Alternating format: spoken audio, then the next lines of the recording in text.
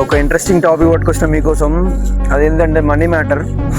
Money మనం 30 రోజులు కష్టపడి సంపాదిస్తాం డబ్బులను, వృధా ఖర్చులు ఎన్నో చేస్తూ ఉంటాం.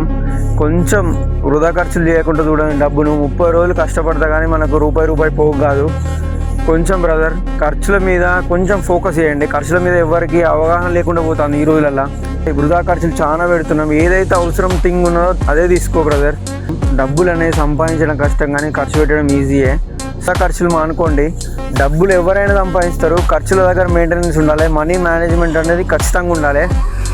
సో నేను చెప్పేది ఏంటంటే మనీ సంపాదించడం కాదు, ఖర్చు పెట్టడం ఎలా కూడా తెలుసుకోవాలి. మీ ఖర్చుల మీద ఒక లెక్కలు వేసుకొని ఖర్చు పెట్టండి.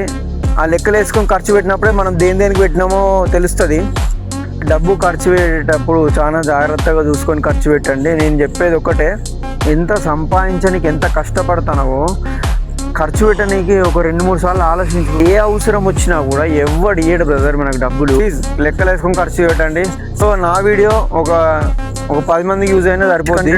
మళ్ళీ కలుద్దాం. Signing off, stay tune.